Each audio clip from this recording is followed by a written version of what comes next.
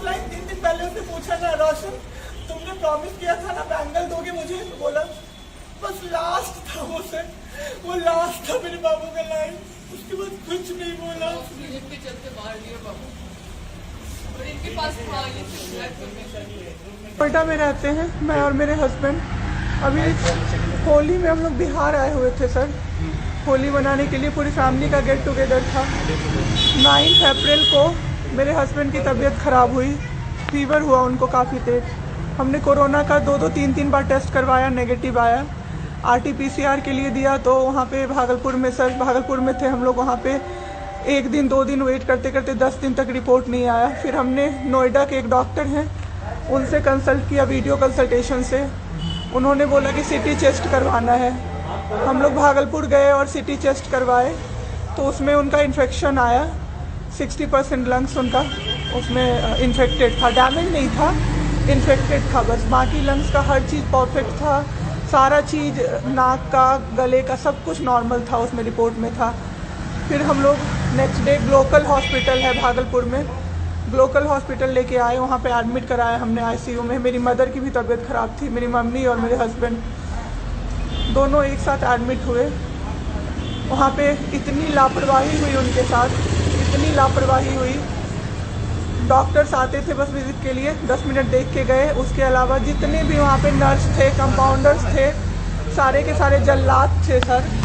कोई दवाई तक नहीं देना चाहता था पेशेंट। मेरी मदर टचवुड बेटर कंडीशन में थी थोड़ी, मेरे हस्बैंड बोल भी नहीं पा रहे थे उस समय तक। इशारे से पानी का ऐसे ऐसे बताते थे, लेकिन कोई उनको पानी नहीं पिलाता था सर। वो मुझे हार के फ़ोन करते थे कि पानी पिला दो। जब मैं अंदर जाती थी तो ये लोग हल्ला करते थे कि क्यों जा रहे हो अंदर। फिर भी मैं जाके उनको पानी पिलाती थी, जूस पिलाती थी। रेमडेसिविर इंजेक्शन का नाम आप लोगों ने अभी तक सबने सुन लिया होगा कि कितनी मुश्किल से मिल रहा है। डॉक्टर ने वहाँ सजेस्ट किया, मेरे 2 पेशेंट थे वहाँ, हमने बहुत मुश्किल से अरेंज किया। जब वो इंजेक्शन मिला तो एक दिन रात को जब इंजेक्शन देने लगे, हाफ इंजेक्शन फ्लोर पे गिरा दिया उन्होंने। हमने कहा कि इतना महंगा इंजेक्शन है, इसी का असर होके ठीक होते ये आपने कैसे गिरा दिया। उन्होंने कहा कि 50,000 का भी गिरा देता ना तो तुम कुछ नहीं कर पाती अभी। हम लोग चुपचाप वहाँ से सर हट गए। थोड़ी देर बाद वहाँ पे मेरे हस्बैंड को मैंने देखा कि उन्होंने 2-3 बार पॉटी किया था, यूरिन पास किया था, कोई क्लीन करने नहीं आ रहा था सर। 6 घंटे से वो उसी गंदगी पे पड़े हुए थे।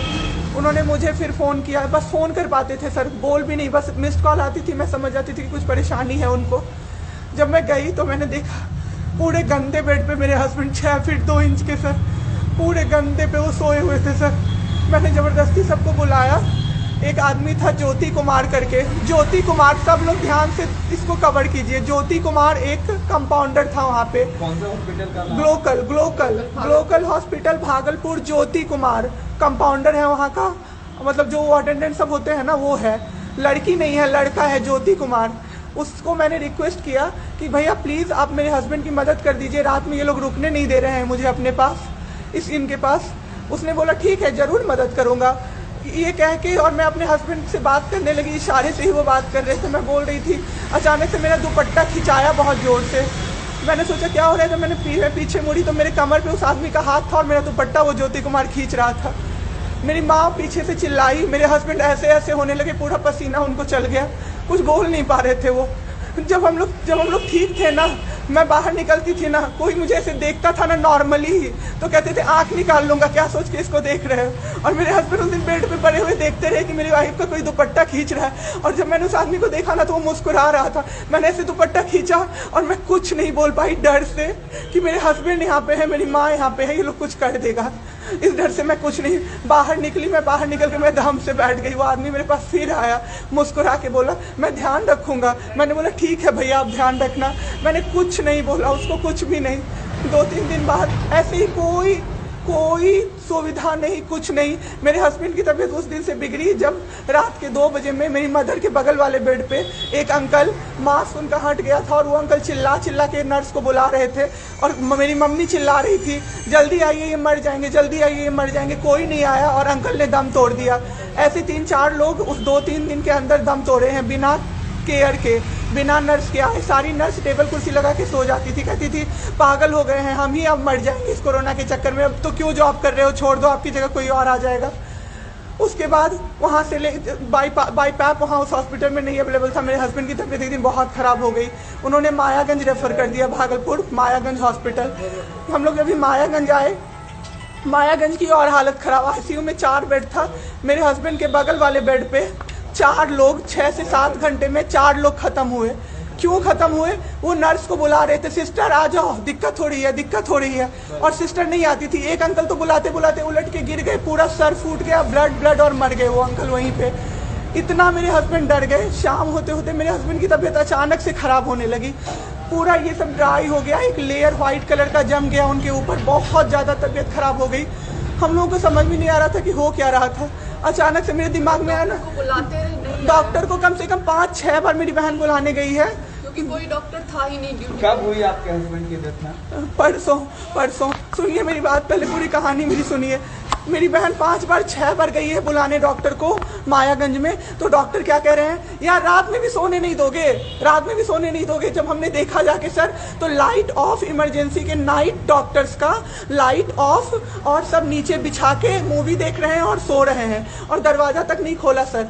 मेरे हस्बैंड की ऐसी हालत हुई, जब मेरी दीदी बहुत जाके चिल्लाई, तब एक डॉक्टर आए वहाँ से, तो उन्होंने देखा क्या कि मास्क, उन्होंने ऐसे मास्क लगा होता है ना, उसमें एक ऑक्सीजन सप्लाई का पाइप होता है ना, वो पाइप ही नहीं लगाया था सर, बस मास्क लगा के छोड़ दिया था, ऑक्सीजन सप्लाई आ ही नहीं रहा था। जब बहुत कम हो गया तब वो डॉक्टर आए और पाइप लगाया, मेरे हस्बैंड तुरंत भी जिंदा हो गए। उसी दिन से उनके दिमाग में वो ऑक्सीजन की किल्लत का डर बैठ गया सर। बहुत 7 घंटे बिना ऑक्सीजन के रहे सर, लड़ते रहे। फिर उस दिन इतना वो डर गए, वो बोले नहीं अब हमको कहीं बाहर लेके चलो। दिल्ली में सर हमने बेड का किया, बहुत पता नहीं था, दिल्ली में कहीं भी जगह नहीं था। हम पटना आए, राजेश्वर हॉस्पिटल में सर पटना आए। यहाँ पे इन्होंने कहा आईसीयू में अटेंडेंट नहीं अलाउड है, नहीं जाओगे आप। मेरे हस्बैंड रोने लगे कि मेरी वाइफ को बस भेज दो, वो रहेगी तो मैं ठीक हो जाऊंगा। इन लोगों ने नहीं अलाउ किया सर। आज मैंने देखा, एम्बुलेंस से हम लोग भागलपुर से पटना आए थे राजेश्वर, रास्ते में उनको 3 बार पॉटी हुई थी सर। उसी गंदे बेड पे उनको 4-5 घंटे राजेश्वर में सुलाया रहा। मैं 10 बार जाके बोली बाहर से कि सर प्लीज़ बेड क्लीन कर दीजिए, वो हम लोग देख लेंगे ना। एक डॉक्टर निकले, मैंने बोला, वो मेरे हस्बैंड अंदर से ना बोल नहीं पा रहे थे, अंदर से ऐसे कर रहे थे, बुला रहे थे सबको। मैंने कहा सर वो बुला रहे हैं किसी को बाहर से, तो एक डॉक्टर मुझे कहता है अरे छोड़िए ना, वो छोड़ा तो ऐसे ही बौखला रहा है जब से आया है। मैं उस समय कुछ नहीं कर पाई सर। उसके बाद उनका ऑक्सीजन लेवल जब 37 हो गया, तब मेरे साथ मेरी दीदी थी, मेरे जीजा जी थे और मेरे जेठ थे। तब मैंने अपने जीजा जी से बोला कि अब मेरे से नहीं रहा होगा, मुझे किसी तरह से अंदर भिजवाइए। तब उन्होंने ज़बरदस्ती मुझे अंदर भेजा और 37 से 74 मैंने कर दिया 10 मिनट में। मेरे बाबू का ऑक्सीजन लेवल मैंने बढ़ा दिया। उसके बाद इन लोगों ने मुझे बोला, मैंने बोला सर अटेंडेंट अलाउड है, सारे के अटेंडेंट बैठे हुए थे। तो एक डॉक्टर ने मुझे बोला अटेंडेंट अलाउड नहीं रहेंगे तो कैसे काम चलेगा, सब तो कोरोना से बीमार पड़ रहे हैं, हम लोग कितना देखें, हम लोग क्या मर जाए खांसते खांसते सबको देख के। बैठिए चुपचाप और देखिए। 15 दिन तक सर एक टेबल पे एक लगातार मैं बैठी हूँ। आज 1 महीना पे मैंने ब्रश किया है सर, 1 महीने पे ब्रश किया है मैंने। बाबू को बहुत ठीक कर दिया, इतना स्ट्रॉ लगा के सर, मास्क के अंदर से स्ट्रॉ लगा के बाबू को मैंने जूस, दाल, रोटी सब कुछ पिलाया सर। इतने ठीक हो गए ना कि जो डॉक्टर फर्स्ट डे बोला था ये बचेगा नहीं, वो डॉक्टर सर 3-4 दिन बाद कहता है टचवुड क्या कर दिया आपने इनके साथ, ये तो एकदम ठीक हो गए, गजब का फाइट दिया आप दोनों ने मिलके। मुझे क्या पता था कि मैं फाइट दे रही हूँ और ये लोग मेरे बाबू को ख़त्म कर देंगे। इतना ऑक्सीजन का किल्लत सर, मेरा बाबू डर गया बहुत ज़्यादा। ऑक्सीजन सिलेंडर देखता था और कहता था हाँ वो ख़त्म हो जाएगा, वो ख़त्म हो जाएगा। मैं कहती थी नहीं ख़त्म होगा बाबू। 1.5 घंटे के लिए सर ऑक्सीजन सप्लाई बंद रहता था। बाद में हमें पता चला ये लोग ब्लैक मार्केटिंग कर रहे हैं अंदर में ऑक्सीजन सिलेंडर का। जो अस्पताल वाले हैं ना, वो ऑक्सीजन सप्लाई बंद कर देते थे ताकि बेचैन होके लोग खरीदें उन्हीं से। हम भी खरीदे सर, मैंने भी खरीदा। क्या करते हमें भी तो चाहिए था। परसों सर सुबह में हमारे पास एक ही सिलेंडर था, पाइपलाइन बंद हो गया। मेरे हस्बैंड को बाईपैप लगा हुआ था, उनको 2 सिलेंडर से जाना था, एक ही सिलेंडर था। सिलेंडर मांगते मांगते कहीं नहीं मिला सर, मेरे हस्बैंड खत्म हो गए। सर, मेरा बाबू चला गया हमको छोड़ के। आपके साथ 2 यहाँ पे भी सर, यहाँ पे राजेश्वर में डॉक्टर अखिलेश गंदे गंदे इशारे कर रहा था मुझे सर। चलता था ना तो मुझसे सट के क्रॉस करता था सर। मैं इग्नोर कर देती थी कि मेरा हस्बैंड है यहाँ पे, वरना अगर बाहर होता चप्पल खोल के मैं मारती सर ऐसे इंसान को। वहाँ पे मायागंज हॉस्पिटल में डॉक्टर्स, कोई भी डॉक्टर नहीं आता है, कोई सीनियर डॉक्टर नहीं, जूनियर डॉक्टर नहीं, और पेशेंट की सिर्फ एंट्री कर देते हैं कि फिजियोथेरेपी किया गया, ये बाबू नाक का क्या करते हैं, नेबुलाइज किया गया, 4 बार नेबुलाइज किया गया, कोई चीज़ नहीं होती है, सिर्फ पेशेंट की एंट्री कर देते हैं। एंट्री सब किया हुआ रहता है कि ये बड़े डॉक्टर आए, ये बड़े डॉक्टर आए, उन्होंने पेशेंट को देखा, नेबुलाइज किया, फिजियोथेरेपी हुआ, पेशेंट को कुछ नहीं, मतलब सीपैप पे पड़ा हुआ पेशेंट, और उसको देखने के लिए 24 घंटे में कोई नर्स नहीं आती है, रूम बंद करके, और सब सोते रहते हैं। दरवाजा ठकठकाइएगा तो चिल्ला के बोलेगी दूर भागो यहाँ से, कोरोना पेशेंट के यहाँ से आई हो, हम लोग अभी रात में नहीं आ सकते। हम लोग क्या मर जाए पेशेंट के लिए? कोई नहीं आता है, कोई नहीं आता है देखने के लिए किसी को। पटना ये में लोग कब से हैं मैम आप? पटना में हम लोग तो 26 तारीख को आए पटना। मैम आपके साथ जो ये सब हुआ है, गलत हुआ है, इसकी शिकायत आपने किसी को की है? अभी किसको करे सर? परसों तो मेरा बाबू गया है। परसों शाम आप क्या चाहती हैं सरकार से? क्या अभी सबसे पहले तो मैं चाहती हूँ कि सारे जगह ये, सबसे पहले तो मुझे कोई प्लेटफॉर्म मिले जिस पे मैं ये बोल सकूँ टीवी पे जाके, ताकि लोग बचें। अब जिसके साथ जो हो नहीं हो तो सेकेंडरी है। हमारे जैसे जो लोग उसमें पड़े हैं ना, जो ये छोड़ के भूल जाते हैं कि पेशेंट का ख्याल डॉक्टर्स रखेंगे, वो जाके अपने पेशेंट का ख्याल रखें, नहीं तो सब मर जाएंगे सर, सब मर जाएंगे। एक डॉक्टर एक दिन आए राजेश्वर में, कहते हैं अरे ये बेड अभी तक नहीं खाली हुआ है, मतलब ये आदमी अभी तक नहीं मरा है। एक आदमी के बारे में आप सोचो सर जरा सा, आप सोचो सर जरा सा।